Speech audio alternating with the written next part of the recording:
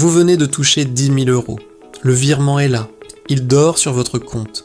Et une question tourne en boucle dans votre tête. Qu'est-ce que je dois en faire? Où l'investir?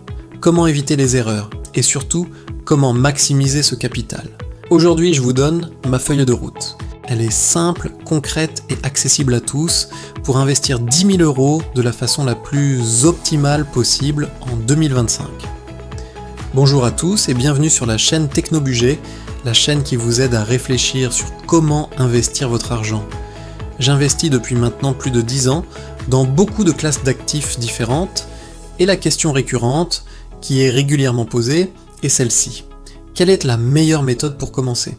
Alors aujourd'hui, je vous montre la mienne, celle que j'appliquerai si je repartais de zéro avec cette somme. Avant même de penser à acheter une action ou quoi que ce soit, vous devez répondre à 3 questions essentielles. La toute première, c'est quel est votre objectif? Vous voulez atteindre l'indépendance financière, préparer un achat immobilier, financer votre retraite, payer les études de vos enfants? Votre objectif vous appartient. Il peut même être multiple, mais il doit être absolument clair.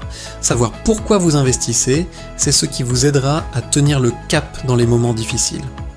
La deuxième question, c'est votre horizon de placement. Est-ce que vous investissez sur le court, le moyen ou le long terme? La règle est simple. Plus votre horizon est long, plus vous pouvez vous permettre de prendre des risques parce que vous aurez le temps de lisser les fluctuations du marché. A l'inverse, si vous avez besoin de cet argent dans 2 ou 3 ans, la sécurité doit être votre priorité absolue. Et enfin, la troisième question, c'est votre niveau de risque. Sur une échelle de 1 à 7, on a tous tendance à surévaluer notre tolérance au risque. C'est facile de s'imaginer serein sur le papier, mais voir son portefeuille perdre 20, 30, voire 40% en quelques semaines, c'est une toute autre histoire en réalité. Soyez donc conservateur avec vous-même. Un bon investissement, c'est un investissement qui vous laisse dormir la nuit. Maintenant que ces bases sont posées, parlons d'un ennemi invisible qui ronge votre épargne, l'inflation. Si vous laissez votre argent dormir sur un compte courant, vous perdez de l'argent, c'est aussi simple que ça. Avec une inflation qui tourne autour de 4 à 5%, vos 10 000 euros aujourd'hui n'auront plus que le pouvoir d'achat de 9 500 euros dans un an. Votre argent perd de sa valeur sans que vous ne fassiez absolument rien, c'est une certitude.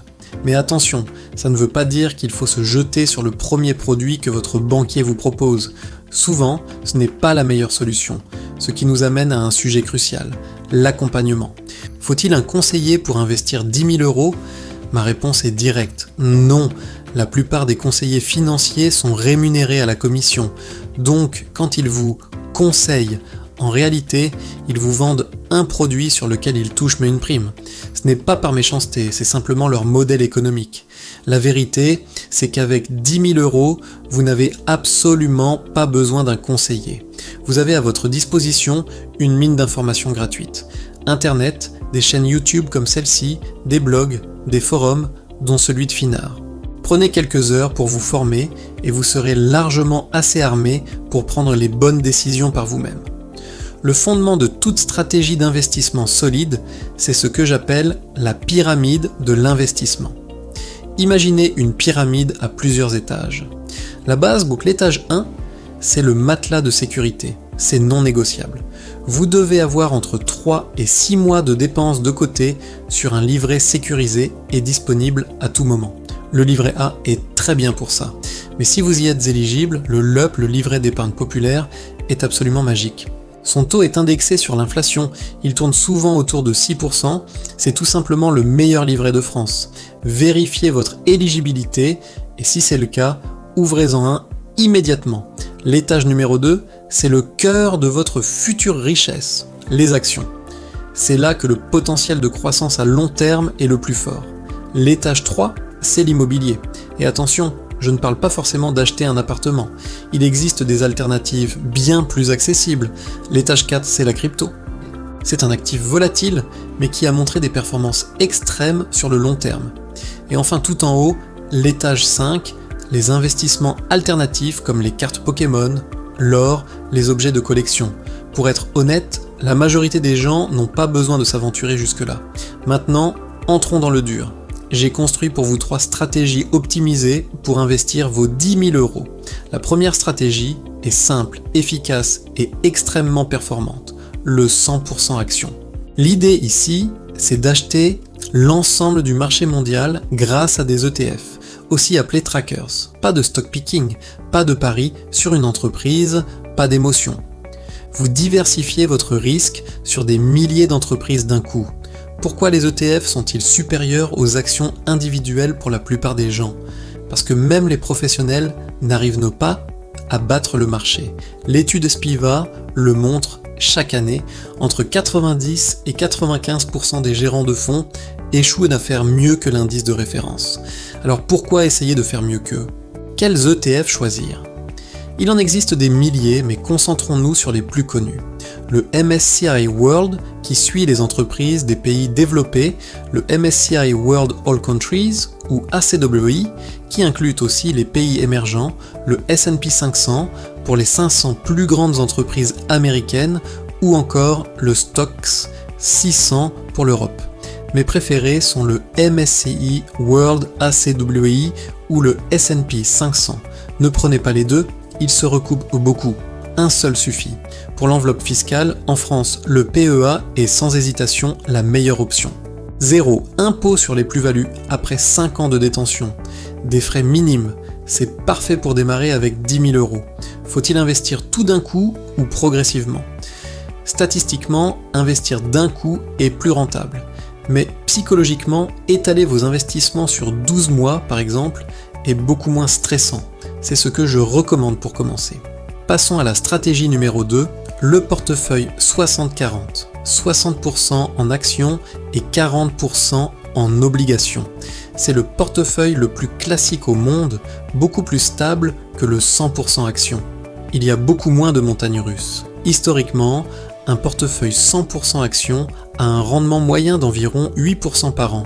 Le 60-40, lui, tourne autour de 7,2% par an. La différence de performance n'est pas énorme, mais la volatilité, elle, est beaucoup plus faible. C'est une stratégie parfaite si vous êtes d'un naturel plus prudent et que vous voulez limiter les baisses de votre portefeuille. Enfin, la stratégie numéro 3, un mix plus moderne, 50% en actions, 40% en SCPI et 10% en crypto. Parlons d'abord des CPI, les sociétés civiles de placement immobilier. C'est un moyen d'investir dans l'immobilier sans acheter un appartement. Vous devenez propriétaire d'une petite partie d'un grand parc immobilier et vous touchez des loyers chaque trimestre sans rien gérer. Les avantages sont clairs, des revenus passifs et une bonne diversification. Les inconvénients ? Des frais d'entrée souvent élevés, une liquidité parfois limitée et la crise actuelle de l'immobilier de bureau. Si vous choisissez cette voie, soyez sélectif. Privilégiez les SCPI sans frais d'entrée, diversifiés géographiquement et sectoriellement et avec un taux d'occupation supérieur à 90%. Et pour les 10% restants, la crypto, c'est très performant mais très risqué. On va donc jouer la sécurité. On investit uniquement dans les deux plus grosses, Bitcoin et Ethereum. C'est tout. Achetez sur une plateforme fiable et, pour la sécurité, transférez vos cryptos sur un portefeuille physique comme un ledger. Alors concrètement, que donnent ces stratégies sur le long terme ? Si on compare leur performance sur 20 ans en prenant des hypothèses réalistes, 8% pour les actions, 4% pour les obligations, 4,5% pour les SCPI, 12% pour la crypto, le tout en comptant une inflation à 2% et la fiscalité. On obtient des résultats assez logiques. La stratégie 1, 100% actions, est la plus performante. La stratégie 3, le mix avec immobilier et crypto, arrive en deuxième position. Et la stratégie 2, le 60-40, est la dernière, mais aussi la plus stable. C'est normal, plus le risque est élevé, plus la performance potentielle l'est aussi. Pour conclure, il n'y a pas de stratégie universelle qui conviendrait à tout le monde. La meilleure stratégie, c'est la vôtre. Celle qui dépend de vous, de votre objectif personnel, de votre horizon de temps et de votre propre tolérance au risque. Alors maintenant, c'est à vous de jouer. Dites-moi dans les commentaires, quelle stratégie vous correspond le plus ? La numéro 1, 100% action, la numéro 2, le classique 60-40, ou la numéro 3, le mix immobilier et crypto. Je lis absolument tous vos commentaires et j'ai hâte de voir vos réponses. Je vous souhaite les meilleurs investissements possibles. pensez à vous abonner pour ne pas rater les prochaines vidéos. À très vite, salut!